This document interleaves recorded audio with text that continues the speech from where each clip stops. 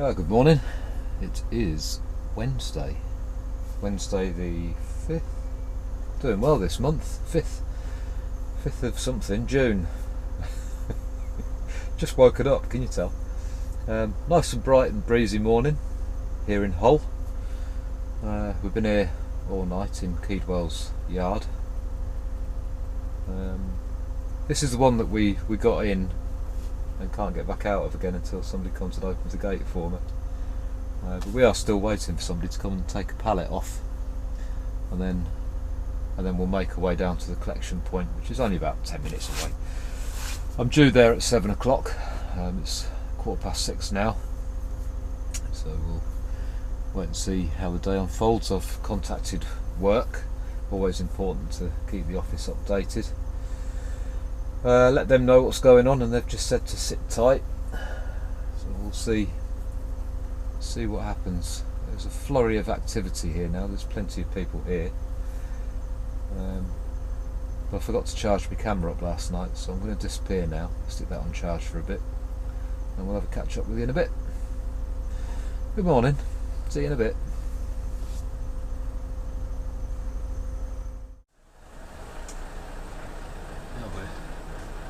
We've moved away from Keedwell's.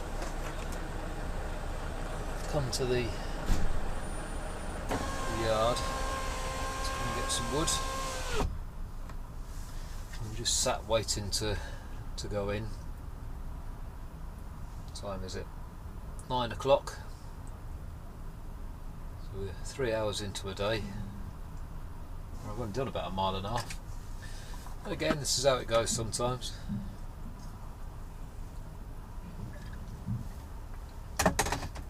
Sit back, make a brew, watch the world go by. The thing I like about my Volvo is this little entertainment panel on the back here, and you can control just about everything on the truck from this little panel. All the lights, stereo, I can open and close my windows if I want, lock my doors. Pretty cool. Even open and close the sunroof. Just like that. It's quite nice when you're in bed and you can just control the world from a little panel. So we're just waiting for the forklift to come round, and they'll tell us where to go. It's the first time I've been in here, so we need to kind of work it out as we go along. We've opened the curtains up. I don't know if you can see. You can't see through the mirrors, can you? Facing the wrong way. The curtains are open. They're all tied back to the back doors. Hopefully we won't be too much longer. This load should have been in Kettering at 8 o'clock this morning. So it's 9 o'clock now.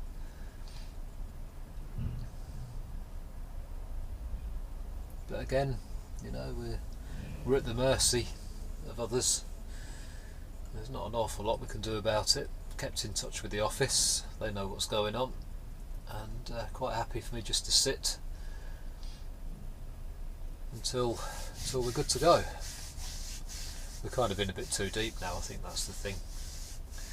I'll give it another 15 minutes and we'll contact the office again, just to make sure they're still happy for me to sit here, and we'll see what happens. Hope your day's gone better than mine. Alright, so we are loaded, strapped down, curtains are closed, and we are officially done in Hull. But before we go,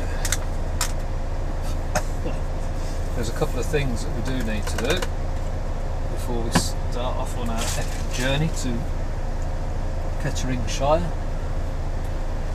We need, first of all, to make a brew, which I'm kind of on with now.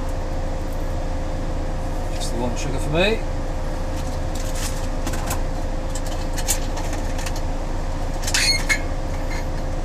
Well, I've nearly used a whole flask of water this morning. 1.5 miles. 1.5 miles I've driven.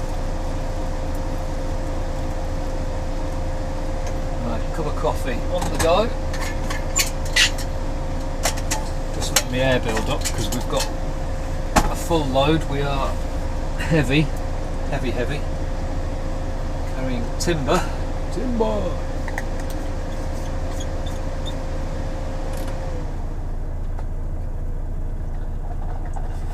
coffee a shake.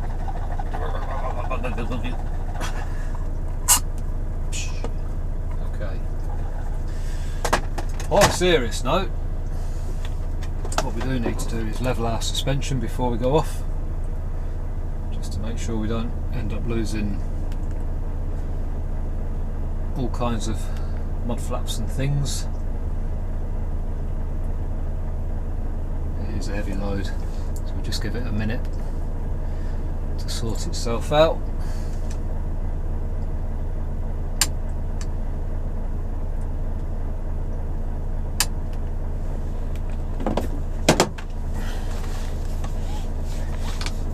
Then I always like to just drive forward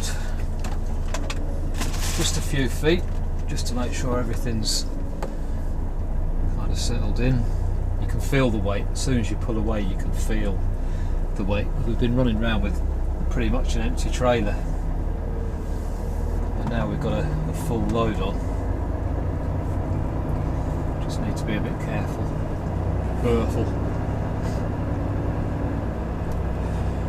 So I'll just pull a few feet. Paperwork behind me, and then I'll just do the self-leveling again.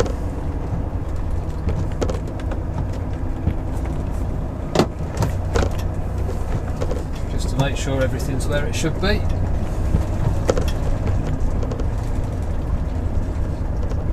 And then leg it for the door. Let's get out of it. So we've got a 3.5 hour journey ahead of us down to Kettering, that general direction. We'll just have a nice easy start to the journey. We're still in Hull. Nice to meet the lorry coming the other way.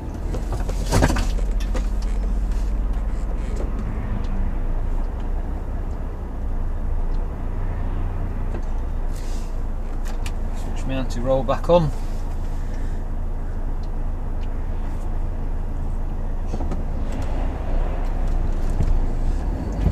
Now you've got to remember that when you're fully loaded, you're certainly not as quick pulling away from junctions as when you're not.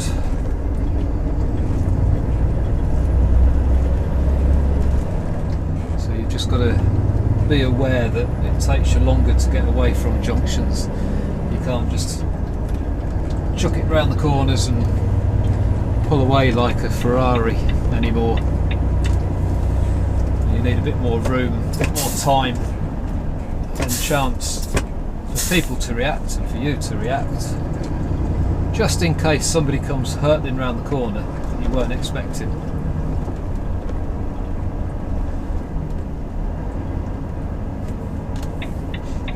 It's always a really good idea just to make sure everything's working okay, like your brakes, because when you're fully loaded, your brakes do work slightly differently to when you're not. So if you get a quiet stretch of road, just try your brakes just to make sure they're all okay. Make sure you're happy with how your trailer's behaving.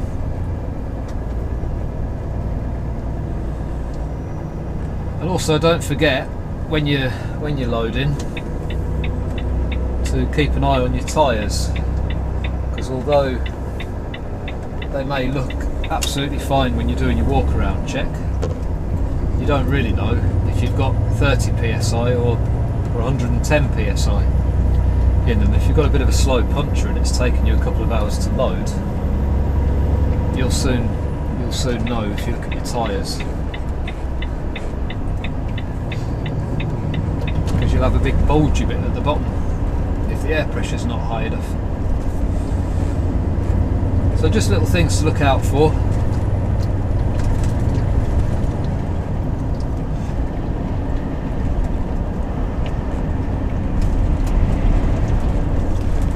think most drivers just take it for granted when they've been doing it for a certain length of time. You just get in, and yes you do just get in, and yes you do just drive. Don't really quite know what's occurred there. There's a car just stopped in the middle of the road. Anyway, it is very easy to get complacent and forget to do these little checks. But being the belt and braces kind of person that I am, I don't take forever doing them. But I'd rather know my own peace of mind that I'm safe to continue. And that definitely includes the brakes, because I have had it where I've had fault with the brakes and it's not become really apparent until you've had a load on. And you know when you come to a roundabout at 56 miles an hour and your brakes aren't behaving as they should be. And luckily with that one I was able to turn around and take it straight back. They swapped the load onto another trailer, transshipped it as we know it, and I was on my way with a different trailer. Well, we'll put our sunnies back on. It's quite glary out there.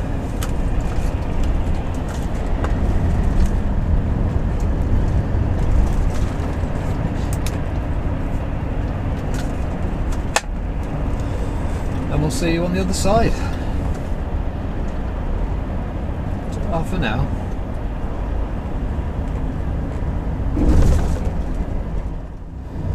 So a few words about the load in there that just happened. Big old lengths of timber. Big old lengths of timber. Quite an incredible bit of machinery that loaded us. That guy was very skilled in what he did. I'm hoping the video kind of picked up on how I strap. I know we only saw it from one side, but it was quite an environment that I didn't want to be messing around, swapping cameras and stuff. So I left it where it was on the driver's side, and I think there was three lots that went on. Maybe you saw 2 lots. And then I always throw the straps from the driver's side to the passenger side. So the ratchets that tighten the straps go on the passenger side. And I know you didn't see that with the camera being up on the driver's side. But you basically just lob the straps over.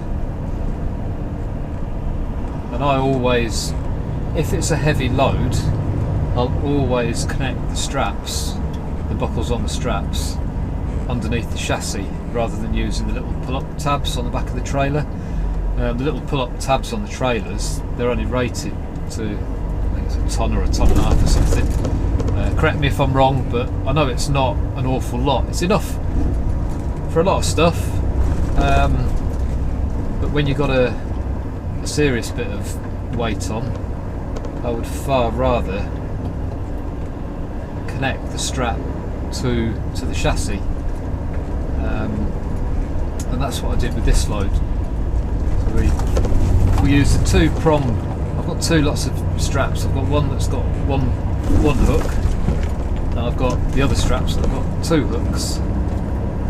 So I used the 2 hook straps, that's kind of like that, to hook up underneath the chassis, and then lob the strap over the top, and then ratchet them down from the other side. And again, I've got the same corresponding ratchets, so I've used the 2-prong ratchets. I don't know what they're called, 2-prong ratchets as I call them, and they're done exactly the same way. I hook them underneath the chassis and then tighten them down as much as I can. I will do a shorter video explaining the various straps and various ways of strapping stuff down.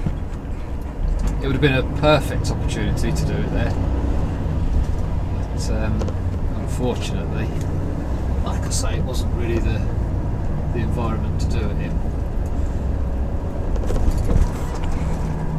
Alright, so we are just checking my sat nav there just while we're moving slowly.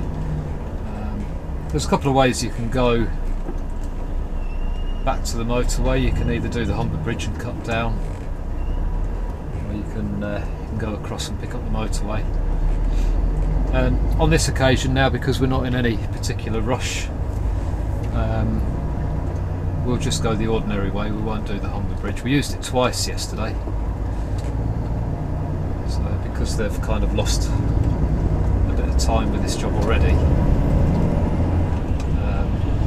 and because the difference on a longer journey isn't really that great. It's maybe 10 minutes, 15 minutes quicker to do the bridge. So in the grand scheme of things, it doesn't make that much difference. So we'll stick to the ordinary road. We'll give the bridge a miss, and then we'll just fly on down the motorway. We will have a stop before we get there, purely because we've already been on the go now for nearly 4.5 hours. I was parked up in their yard for quite a while. I knew that they didn't open. I think it was about 7 o'clock when I got to that yard, so I knew nobody was going to be there till 8 o'clock. So I thought, well, I might as well bung it back on rest, because I can't do anything.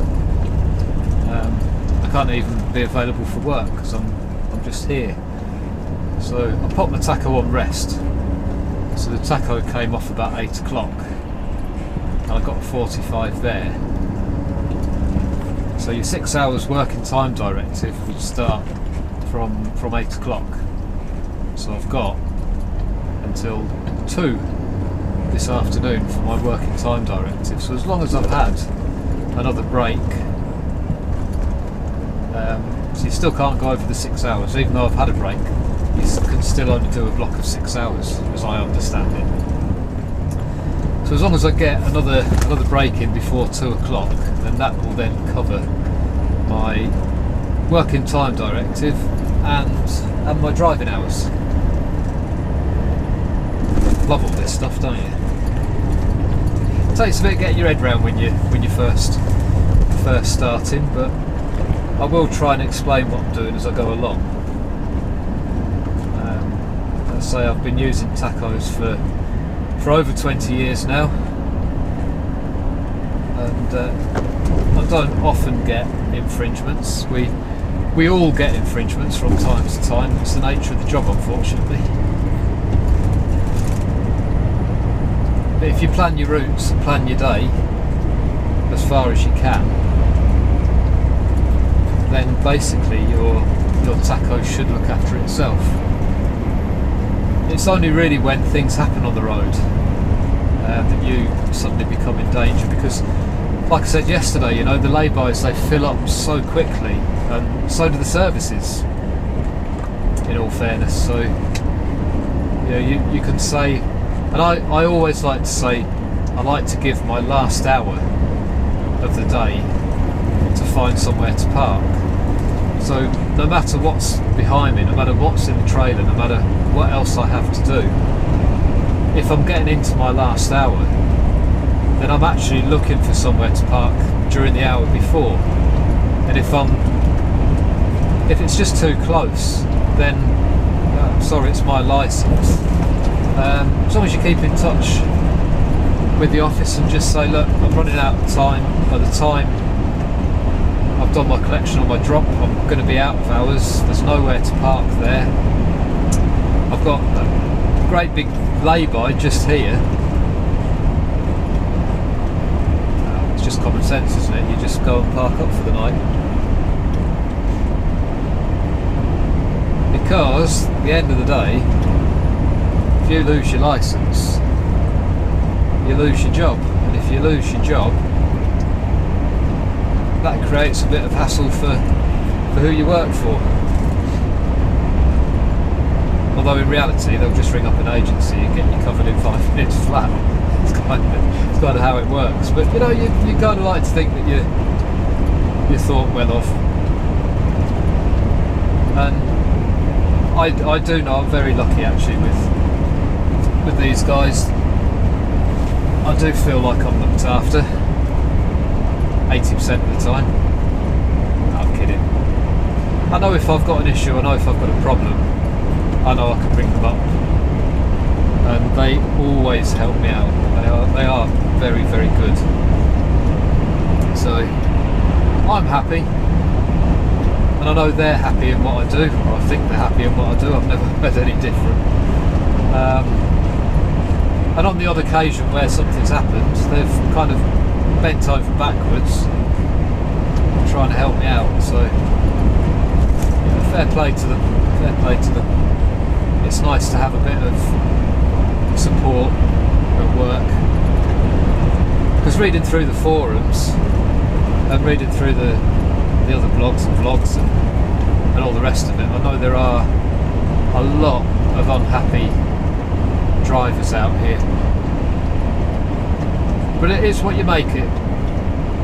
And I am a firm believer that if you're not happy in what you're doing, then it's time to change. It's time to have a look around. You know, we're only on this planet once, but sometimes all it takes is a bit of a conversation with the guys at work, because you know, especially for us trampers, we go out one day, we come back a week later, or however long you're out, and then you're just a voice on a phone, you know. But if you interact with your planners, and if you make a point of just sticking your head through the door when you get back and just say hello, yeah, they'll probably tell you to do one, because they're always busy, but I feel like it makes a bit of a difference, because then they can put a face to your name. And since I started, I've grown a beard. You know, I was clean shaven when I started last Thursday. So yeah, when I stick my head in now, they kind of go, "Who are you?" I think they've got me now. I think they've got the. I think they know who I am now. But I have no issues. I have no issues at all. Yes, the hours are long, but I've got a good truck, and I seem to get a good mix of work. And the other guys that work here are a good bunch. So that's okay. You know, why change? Why change? Unless, of course, something better comes up. But is it a case of the green grass? Don't know. Don't care at the minute. Stay where I am. Anyway, I'm rambling,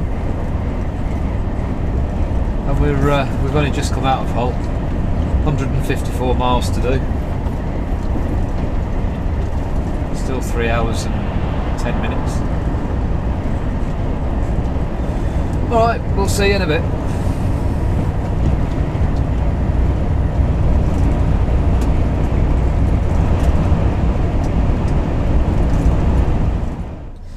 Right, well, that's the wood delivered.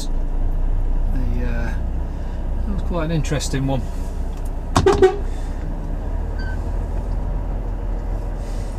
So initially we drove in here because it's just one road in, and we turned in amongst all these bits of wood and stuff from the right as we're looking at it. And what we actually had to do was do a 3-point turn and come back out again. So we had to reverse back up, reverse round to the left as we're looking at it, drive out to the right, and then reverse back down and into here. And now all we've got to do is get back out again. And as you can see, there's not a lot of room.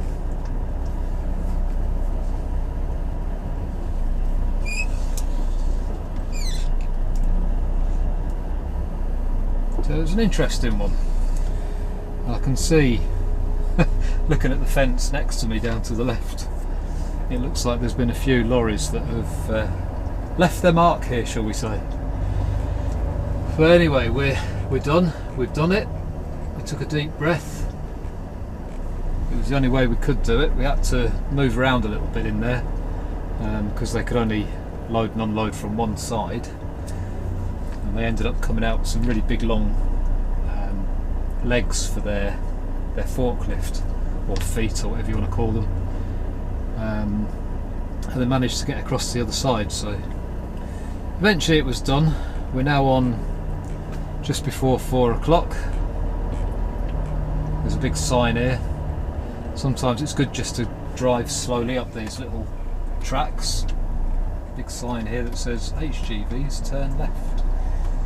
So we will turn left. And we're going back to Rushden. And we're not that far away, we're only about 10 or 15 minutes away. And then we shall get some more instructions when we get there. And this particular turning, there's two turnings really close together here, and I wasn't sure. I put in the sat nav, it was the first one, and when I got there I thought, that doesn't look right, because I couldn't really see an above view. So although I'd got the right one, I thought, no, is it the first or the second one? So I carried forward about 20 yards and I was right, it was the first one. So I ended up having to reverse back and then go down that little narrow lane. But all is good. It was certainly a test of reversing skills, and although I'm fairly sure I could have got one of our usual trailers in there, I have got a trailer with a lifty up rear axle, and they do tend to turn a lot quicker when you're in tighter places. You just have to watch, because when the back axle goes up, the actual pivot point is between the two forward wheels of the trailer, so then you end up with a bigger swing when you whip the trailer round. The back end of the trailer comes round in a steeper curve, if that makes sense. You just have to keep your eye on that, otherwise you end up taking cars out and stuff, lamp posts and pedestrian crossings and that kind of thing. But anyway, we've been successful. We've delivered the load. Everybody's happy. They were a really nice bunch in there, actually. Really nice bunch, which makes all the difference. Like walking down the road with a load of crisps. Looks like school's out. Yeah, I suppose it would be, wouldn't it? I'm just going to wait here for these cars to come through. No point in forcing my way through. Thank you. We'll have a go at this one. Kids walking down the left hand side of me, and that's when I need to be careful of the swing. Just nice and gently does it. Nice and gently, and look nervous is the key. That's what I've found over the years. Thank you. Don't forget to say thank you, even if they can't be bothered to acknowledge that you've appreciated what they've done.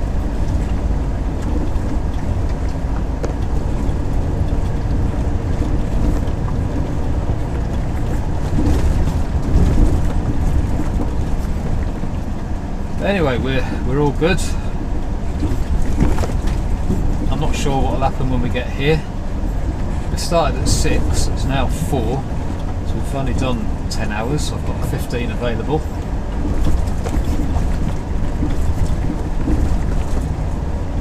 Let's see what happens when we get up the road here.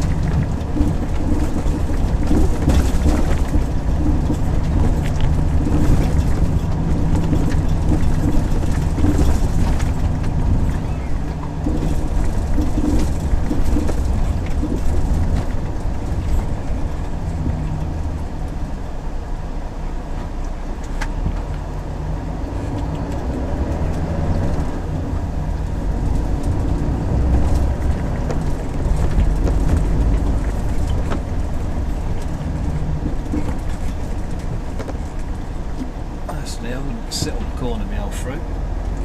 That's the worst place to sit, because I have to bend round the corner and it's going to come round on the wrong side of the road. Oh, I know this lorry.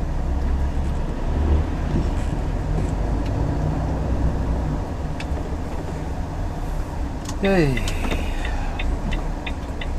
we're back on the A6 now, between the A14 and the A45. I think that bloke just thought I swore at him. I didn't, because I don't swear. And Mr. Lorry coming down the hill has let me out kindly. Thank you very much, sir. We'll give him one of them. So how am I doing for fuel? I'm on half a tank, just over half a tank of AdBlue. Now, if I'd have been coming back any other way, there'd have been a fuel station that I could have used. But because we're coming this way, the fuel station's the wrong way. So we will just head to RPC in Rushton, which is literally just up the road from here, 2 miles away. This is this road. You remember on one of my vlogs I said the traffic can be really busy in the morning? Well, this is that road that was completely clear, and normally it's like this in both directions, or at a standstill. Probably see what I mean when we get over this bridge.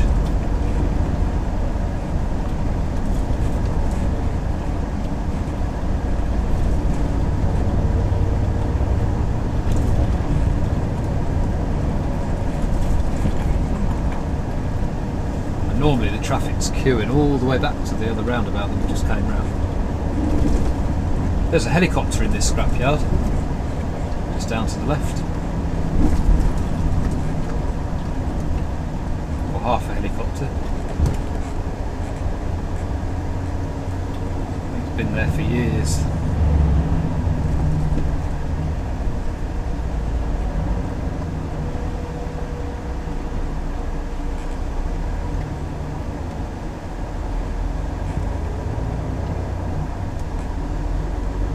Road there on the left is just a little cut through, and everybody takes it and everybody gets stuck and nobody ever learns. It's quite funny really.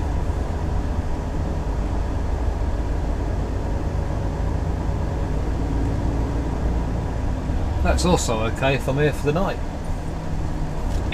because there's a microwave, there's toilets, there's a shower, there's everything.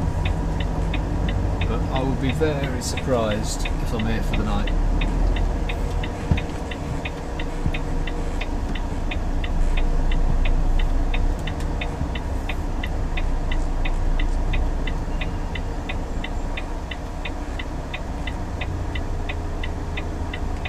There's the old roundabout, this one. Sometimes you just have to take your chances.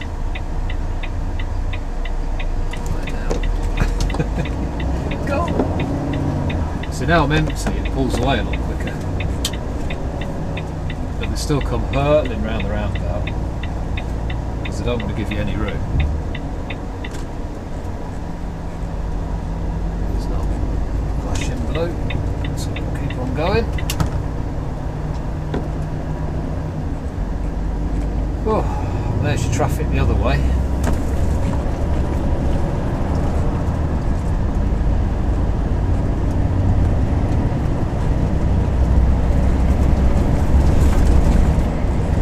RPC is literally just a mile down here.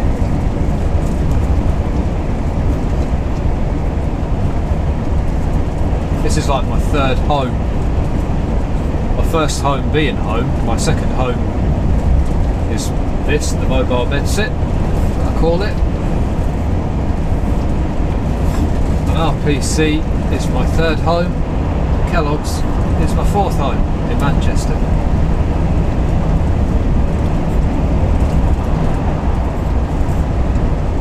My home and a half is my mum and dad's in Cumbria.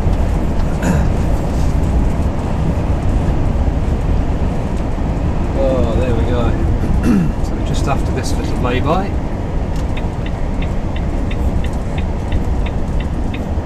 I ordered a pizza here one night from, what's it called, the app, I can't remember. Ordered a pizza, it took them about 3 hours to find me. As you can imagine, the pizza was lovely.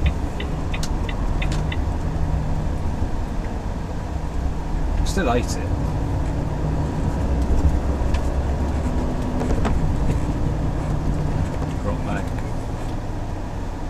Anyway, this is us coming into RPC. Empty containers for all sorts of things. Empty plastic containers. Let's see where they want me to park. I shall see you in a bit. Alright, so we're going to be going on a bay. I'm just going to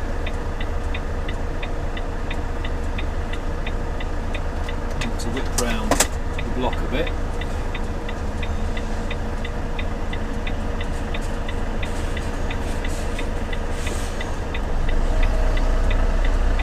Just need to do a loop the loop.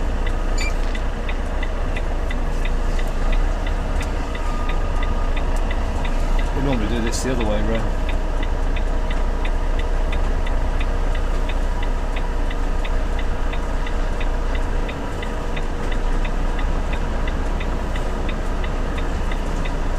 Have to watch. You see how the back axle lifts up? No, you can't, can you?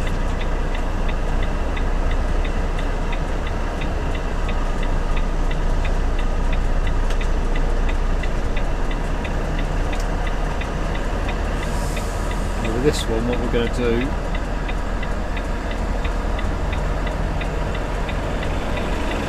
we're going to keep over to the left. Keep over to the left, sorry, to the right, get lefts and rights right. Keeping the visual on the bay that we want to be in, which is number 2. And point the trailer in the direction of where we want to be. Now I always like to give myself plenty of room. Right the way forward here. Now the back wheels are lifted up, so the back end of the trailer really goes round very quickly when we're reversing here. The white line that you can see at the back is for bay 1, so although we kind of need to follow it around, we can start coming away from it to find bay 2.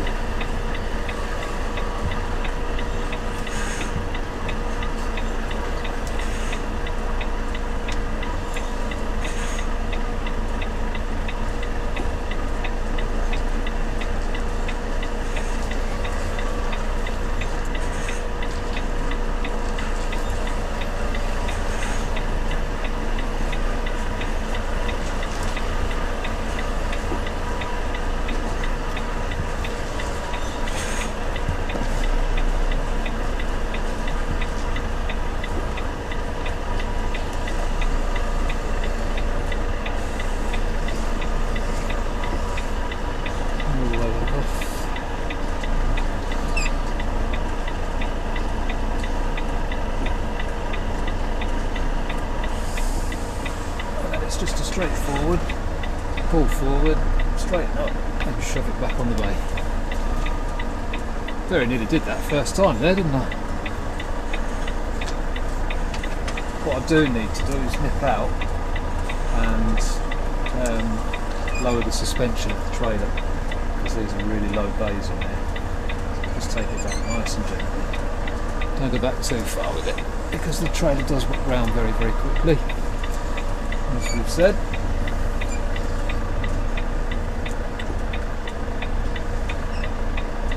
Far enough. Straighten himself back up. I'm just going to go out and drop the trailer down a bit.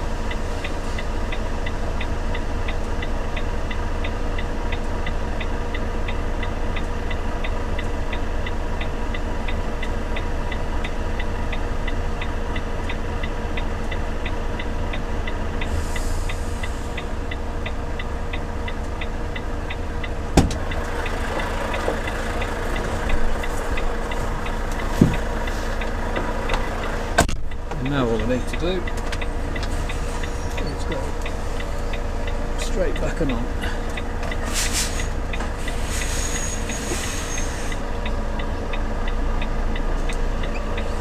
Nice and gently.